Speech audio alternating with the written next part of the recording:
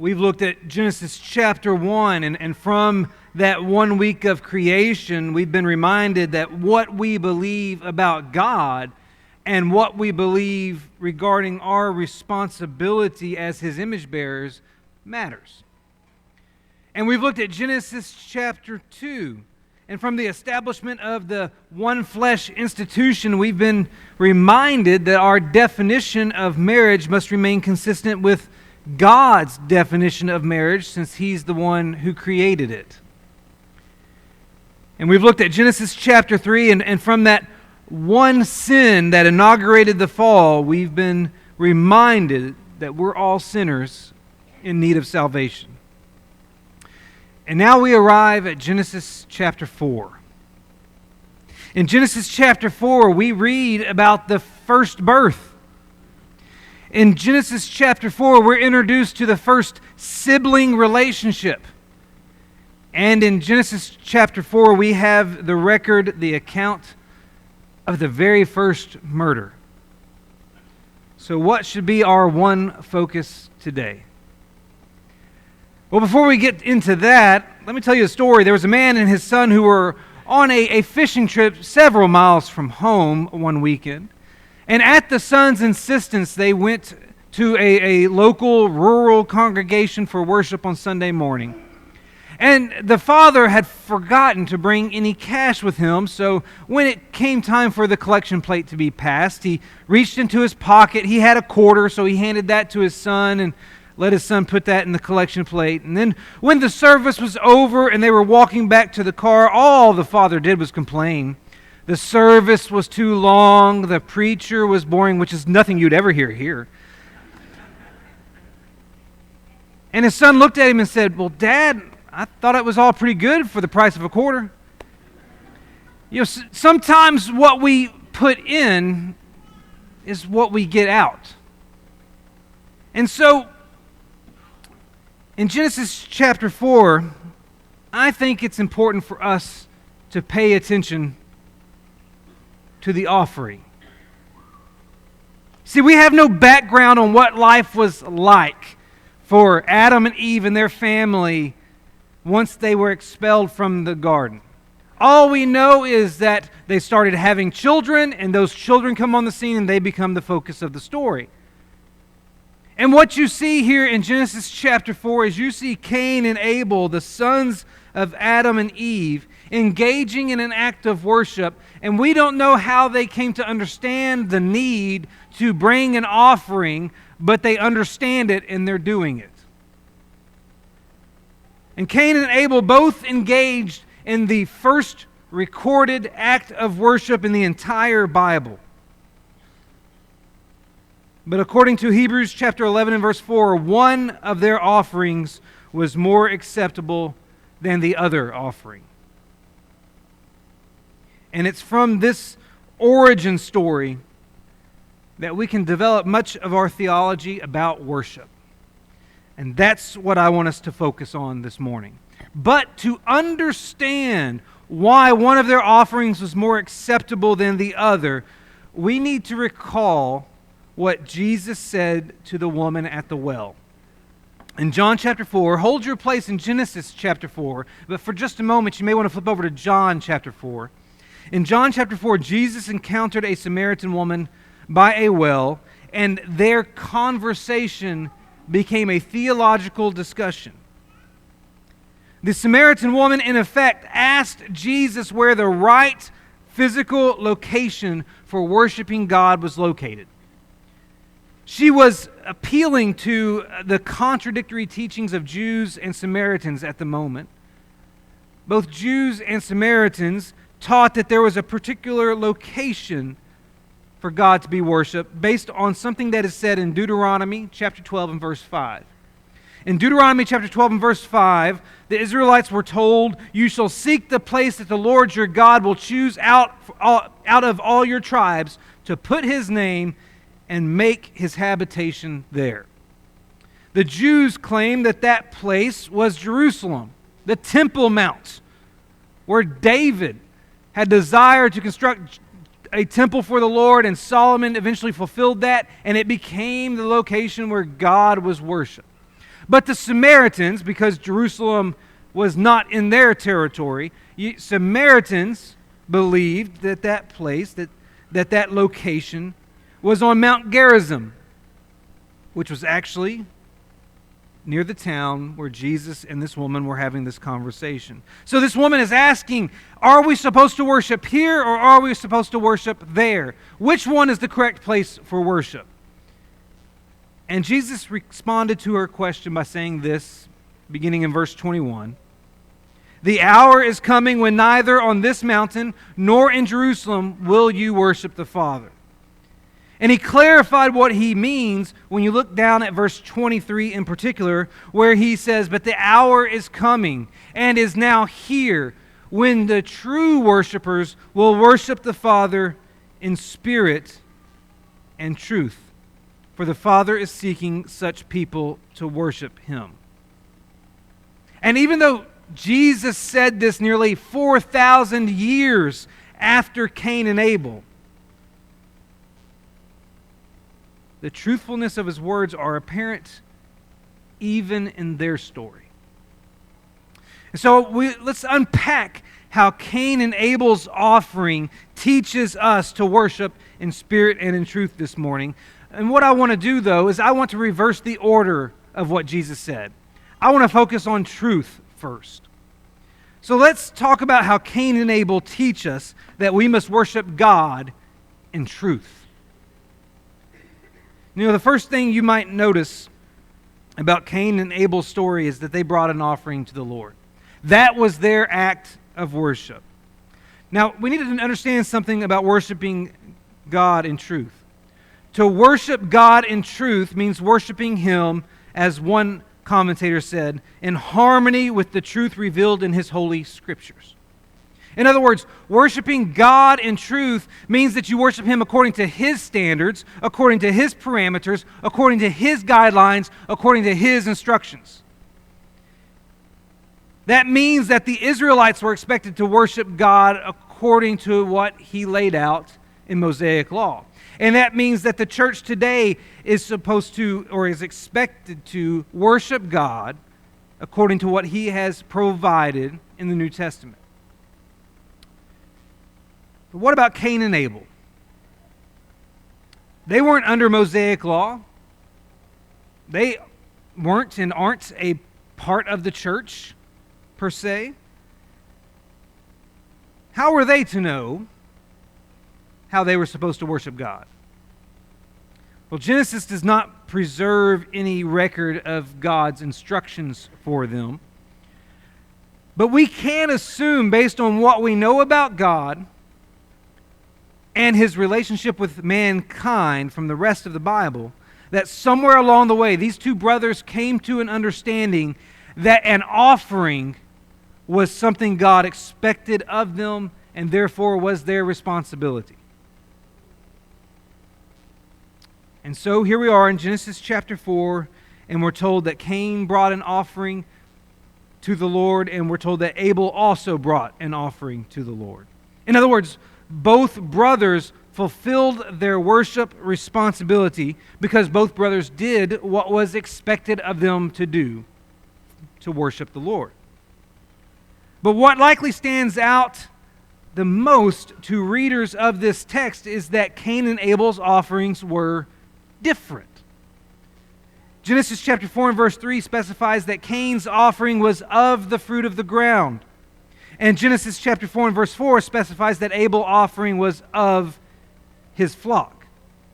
Some contend that this difference, a produce offering versus an animal offering, accounts for why Abel's offering was deemed more acceptable to God. But the Bible does not support that conclusion. See, the Hebrew term translated offering here is a term that means a gift. It's a fairly generic term. It's not a term used in the Bible to associate with anything that would atone for sin or anything that would seek forgiveness in some capacity. It's the general term for an offering. It's a term that is elsewhere used in the Bible in relation to gifts you would give to a friend. It's a term for a gift you would give to honor nobility. It's a term simply expressing that you're giving something as a gift to represent the honor due the one you're giving it to.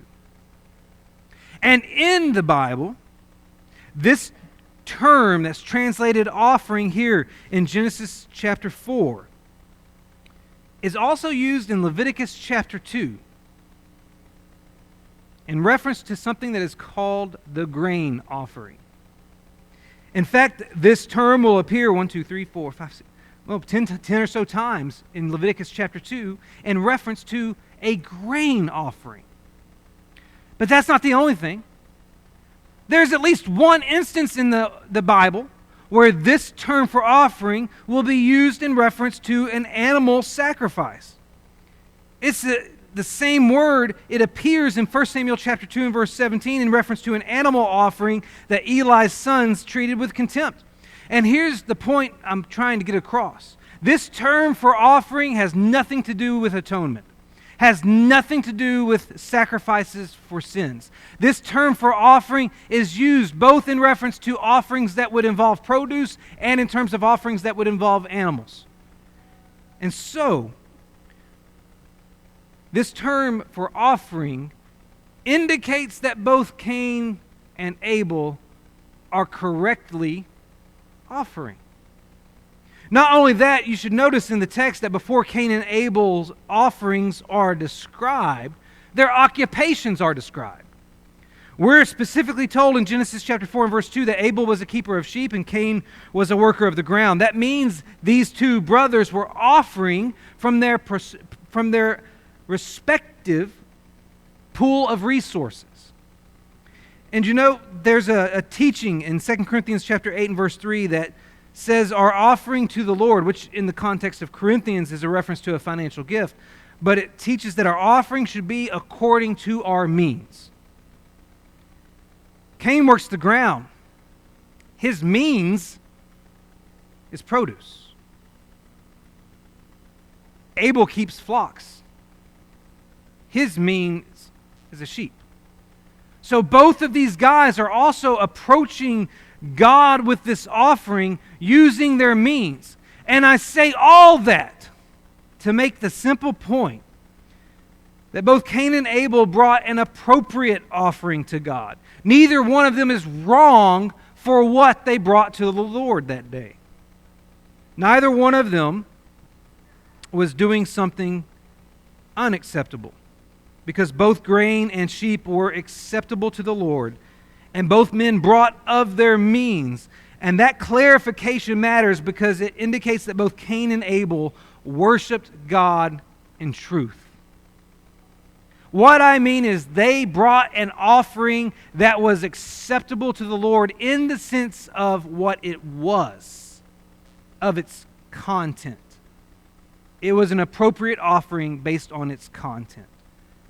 So both men worshiped God in truth in that sense. And that's important, because if you don't worship God in truth, then your worship is invalid at best and immoral at worst. This is evident from a couple of stories you can come across in the Old Testament. Do you remember Aaron's two eldest sons? Their names were Nadab and Abihu. And they served as priests alongside their father, who was Israel's first high priest. One of their responsibilities was to preside over the altar of incense that was situated inside the tabernacle in front of that veil between the holy place and the most holy place. They were expected to burn incense on that altar every morning and every evening. But according to Leviticus chapter 10, verse 1 and 2, Nadab and Abihu offered an authorized fire before the Lord. We don't exactly know what they did, but what we do know is that it was in direct violation of God's instructions. Because in Exodus chapter 30 and verse 9, The Lord said, "You shall not offer unauthorized incense on the altar of incense." That's a pretty cut and dry statement. That's pretty simple. That's pretty easy to keep. But Nadab and Abihu ignored God's guidelines on that aspect of worship. And the consequence of their failure to worship God in truth was the loss of their life.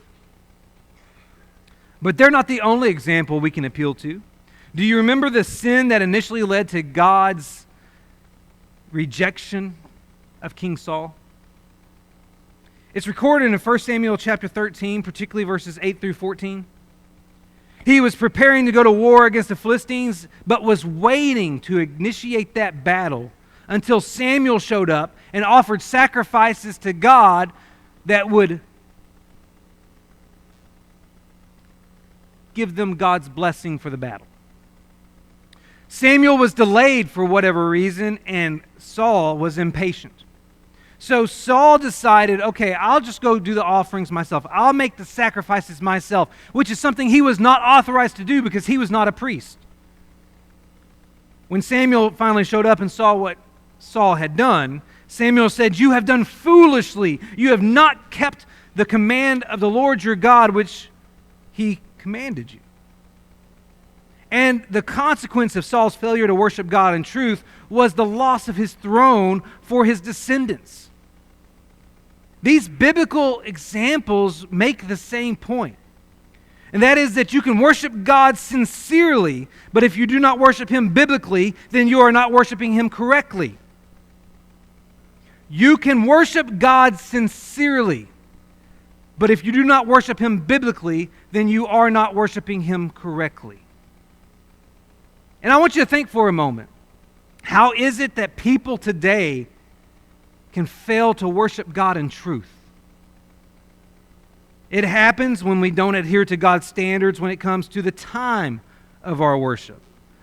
The New Testament precedent is for the body of Christ to worship God together on the first day of the week, according to Acts chapter 20 and verse 7 and 1 Corinthians chapter 16 and verse 2.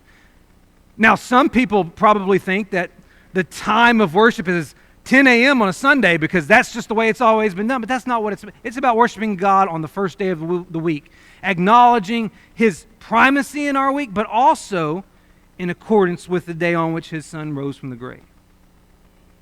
We can also fail to worship God in truth when we don't adhere to God's standards when it comes to the activities in our worship. The New Testament indicates that when we come together to worship Him, we are expected to do certain things. Among those are studying God's Word, praying communally together, singing psalms and hymns and spiritual songs, and remembering the Lord's death by partaking of the Lord's Supper. That's not an exhaustive list, but it's a representative list of some of the things we're expected to do when we assemble together.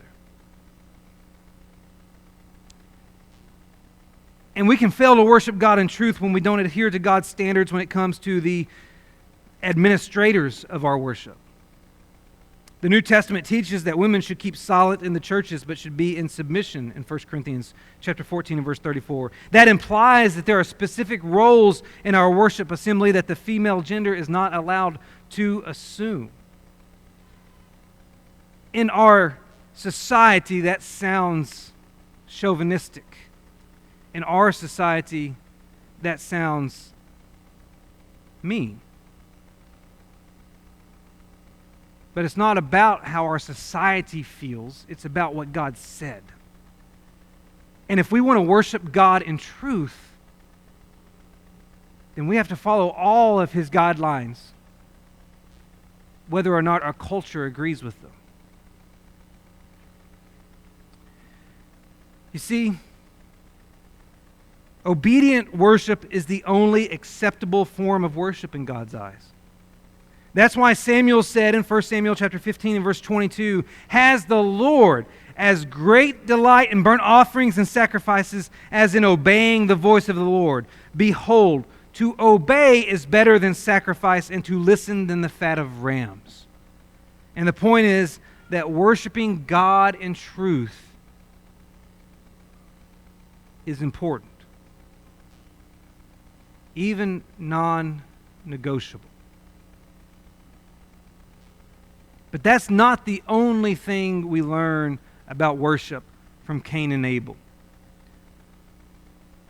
From Cain and Abel, we also learn that we must worship God in spirit, as Jesus declared in John chapter 4. Now, Cain and Abel both worshiped God in truth by engaging in an activity that was appropriate in his eyes. But they did not both worship God in spirit.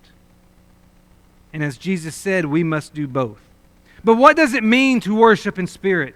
You go back to John chapter 4 again, and after Jesus had stated that true worshipers will worship the Father in spirit and in truth, and before he reiterated that principle by saying those who worship him must worship in spirit and truth, he inserted this one little phrase that might easily get overlooked in that text.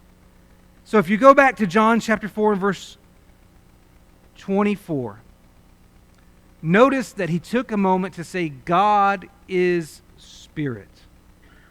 Now, why did he feel it necessary to say God is spirit right here? I think he said this because that Samaritan woman to whom he was talking was concerned about the physical place of worship. And Jesus wanted her to understand that God cannot be approached on a mere physical level because he is not a physical being. He is a spirit, and therefore our worship, which has physical components, since we are physical beings, but our worship must also possess a spiritual component in order for it to be pleasing to God, who is a spirit. Do you know what that means?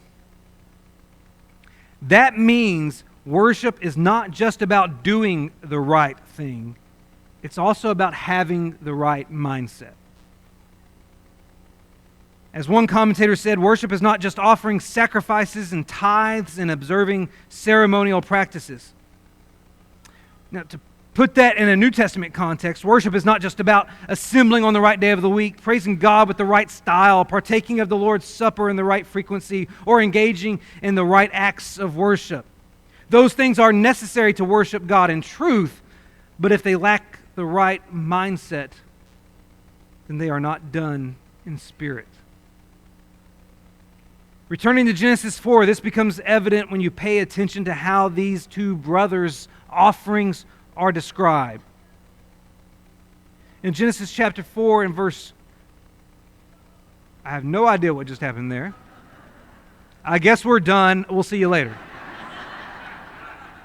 Somebody really wants to get home today. If we can get back to... I can take it from here if you guys want. I assume I can take it from here. Apparently I can't. Let's see here. Genesis chapter 4 and verse 3, when we are introduced to Cain's offering, here's how it's described. Cain brought an offering of the fruit of the ground. That's the extent of the description. It was just an ordinary offering, nothing special about it.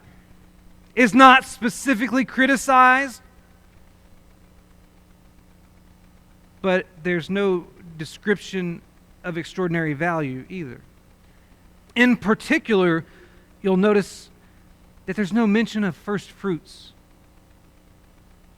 Admittedly, Cain was not under Mosaic law, but it's worth pointing out that Mosaic law instructed God's people in Exodus chapter 23 and verse 19 to bring the best of the first fruits of your ground into the house of the Lord your God.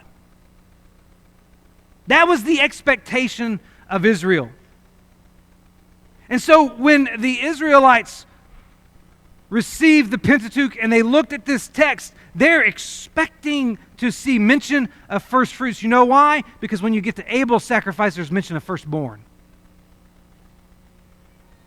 And that absence of a first fruit description, the fact that Cain's offering lacked any first fruits description, implies that his sacrifice was minimal, was dutiful, and half-hearted.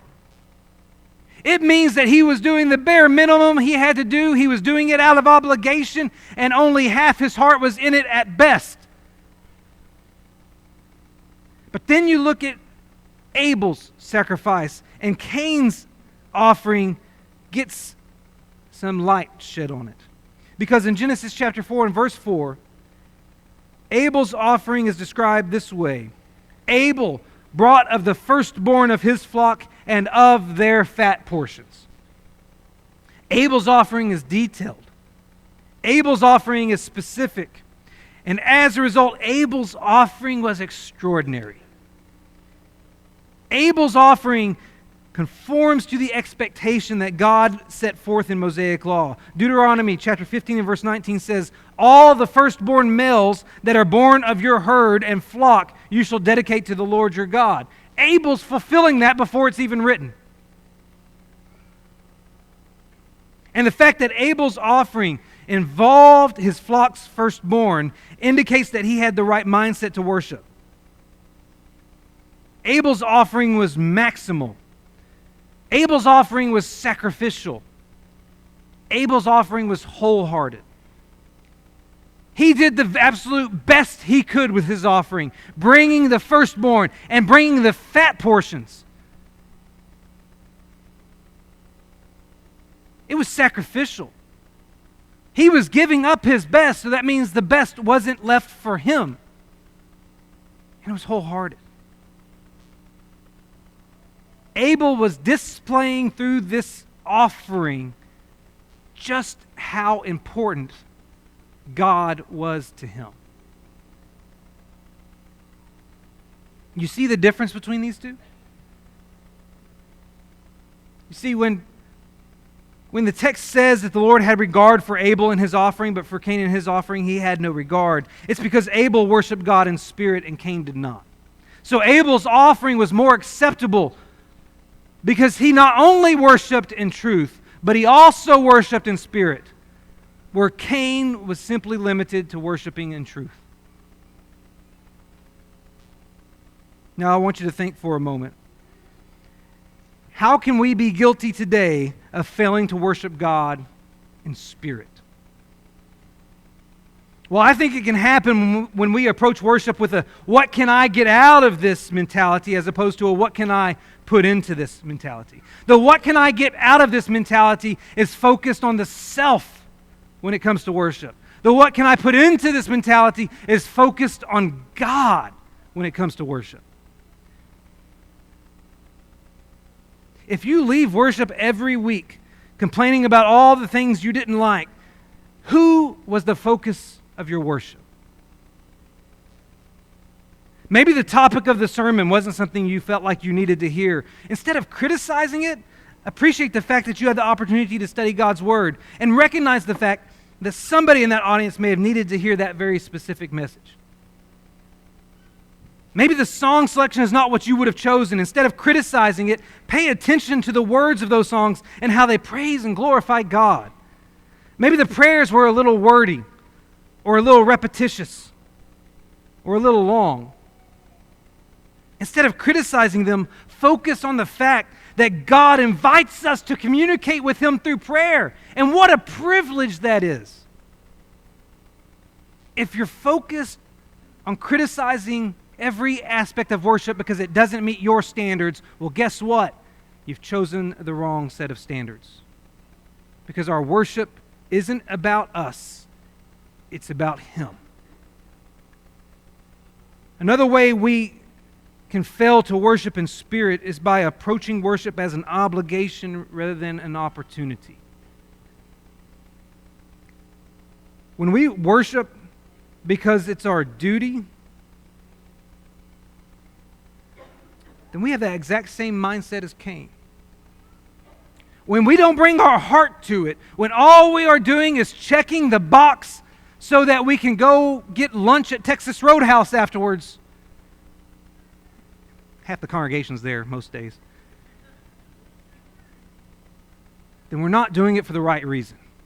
And we can fail to worship God in spirit when we take a minimalistic approach to our participation in worship. A minimalistic approach to worship can refer to our attendance.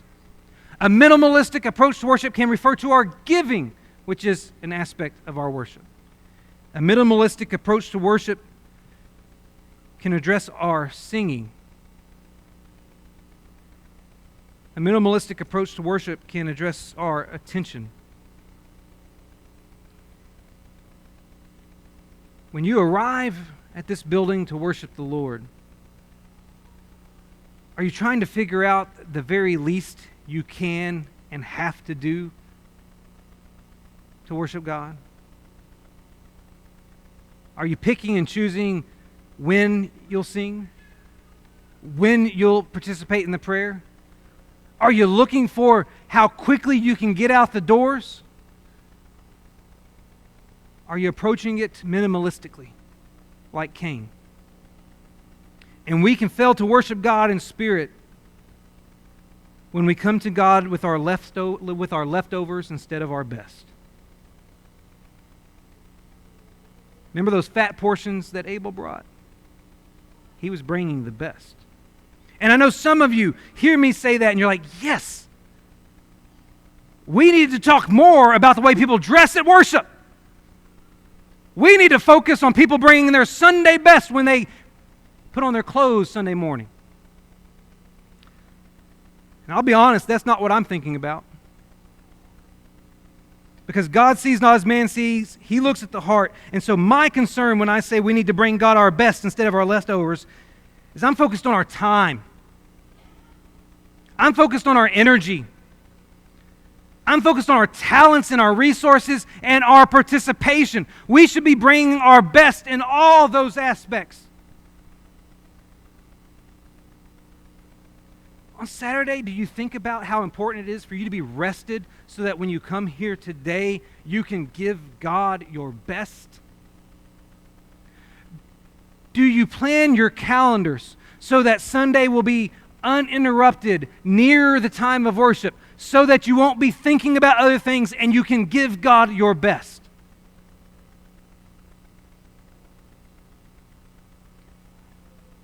When we're bringing Him an ordinary, run-of-the-mill, everyday offering, we're no different than Cain. Because our God, who gave His best for us in Jesus Christ, deserves our best every Lord's Day. You see, we're quite capable of failing to worship God in spirit, just like Cain. And the lesson we should take away from him and Abel's offering is that heartfelt worship is the only acceptable form of worship in God's eyes. And that's why the Lord said in Isaiah chapter 29 and verse 13, "This people draw near with their mouth and honor me with their lips, while their hearts are far from me." It was a problem in Israel, and it can still be a problem today. And the point is that worshiping God in spirit, just like worshiping Him in truth, is non-negotiable. In closing, I heard about a minister who invited a man to attend worship services one Sunday. But the man said, why would I go to church? Why would I go to worship? And the minister replied, "Why wouldn't you go to worship?" Well, it just so happens that man decided one morning that he would give it a shot. But he hadn't been to a worship service in so long that he was a little bit uncomfortable. So he went to the building, and there was a coffee shop across the street, and he decided he would sit out there at the coffee shop and watch people go into the church building for a little while. And after he sat there for a while, the service began. He still didn't go in. And the service ended. He was still sitting at this coffee shop watching the building. And he saw the people exit. And sometime later, he encountered that preacher again and told him that he came to that coffee shop and observed the church members going in and out of the building. And his observation was this: those people were miserable going in and they were miserable coming out. Why would I want to go there? You know what that tells me? That tells me that those people weren't worshiping in spirit and in truth. And we need to understand that our willingness to worship in spirit and in truth isn't just about us. It's about those out there in the world who will see the light through us. This morning, if you recognize that your worship has not met God's standard, whether that be in spirit or in truth, if you look at yourself and you see a Cain rather than an Abel, then we invite you to respond to this invitation. And if you need to put on Christ in baptism for the forgiveness of your sins, we invite you to come as well, while together we stand and sing.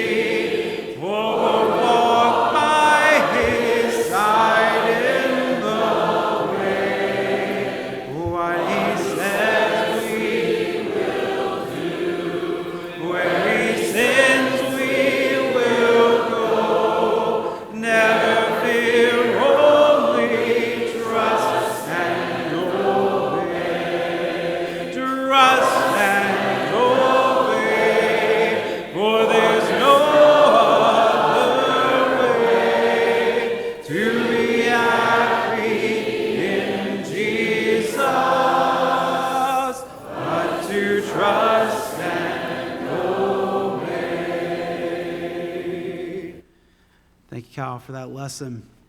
If you're here visiting with us, we want to especially welcome you and thank you for being with us. If you live in the community or just passing through, we certainly encourage you to be here with us anytime you can. Please stick around, shake some of the hands around you, and thank you again for being here. I want to invite everybody back for 6 o'clock service. And if you haven't already, please snap that photo for the QR code in front of you and give us a record of your attendance. We'll sing I Am a Sheep in the supplement book, number 148, and we'll be dismissed in prayer. I am a sheep and the Lord is my shepherd, watching over my soul to keep guarding over me ever, watching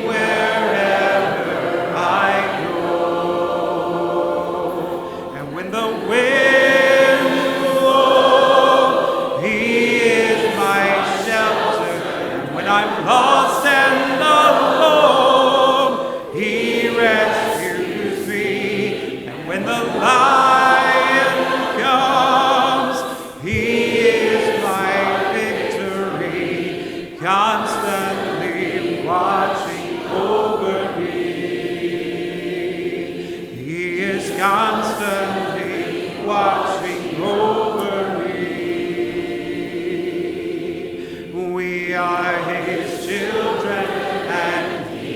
is our Father, watching over our soul. Raises up for his sons and his daughters, watching wherever we go. And when the wind blows, he is my shelter. And when I'm lost and alone, he rescues me. And when the lion comes, he is my victory, constant